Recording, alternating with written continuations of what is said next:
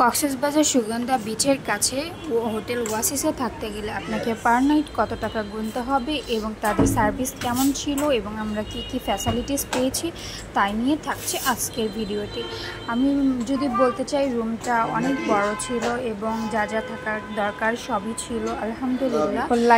তারা আমাদেরকে সকালে ব্রেকফাস্ট প্রোভাইড করেছিল, যেটা এভরিডে হচ্ছিল প্রোভাইড করেছিল খিচুড়ি, ডিম, তার সঙ্গে হচ্ছিল চিকেন স্যুপের ঝোলটা তারা আমাদেরকে দিয়েছিল। খিচুড়িটা অনেক মজা ছিল এবং হলো বেডটা অনেক নরম তুলতুলে ছিল, এসিটাও ঠিক ছিল, ওয়াইফাই ছিল, তো আপনার কোনো অসুবিধা হবে না। কিন্তু তাদের সার্ভিসটা আমি যদি বলতে চাই একদমই বাজে। এই ফার্স্ট টাইম হলো ঠিক মতো এরকম খবর নাই হোটেলে থাকা, এসে ক্লিনও করা নাই ঠিক মতো। তারপর এখান থেকে আপনারা দেখতে পাবেন সি ভিউটা। এই সি ভিউয়ের জন্যই আমাদের এই রুমটা নেওয়া। তো এখান থেকে সুগন্ধা বিচের হলো বিচটা দেখা যায়, যে একটু ঢেউ দিচ্ছে, আর রাতের বেলা এখানে দাঁড়ালে ঠান্ডা বাতাস পাওয়া যায়। তো এই জন্য এই রুমটা আমার বেশি পছন্দের ছিল। কিন্তু তাদের সার্ভিসটা আমার কাছে খুবই কাজে লেগেছে।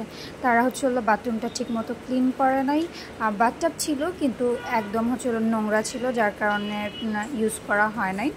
আচ্ছা, তারপর আমাদেরকে এখানে থাকতে গেলে পার নাইট গুনতে হবে ৩৫০০ টাকা।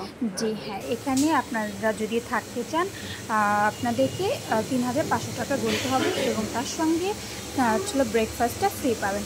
এই দেখেন কমারটা একদম নোংরা ছিল, তেমন ক্লিন ছিল না। তারপরে ফ্লোরটাও তেমন একটা ক্লিন ছিল না।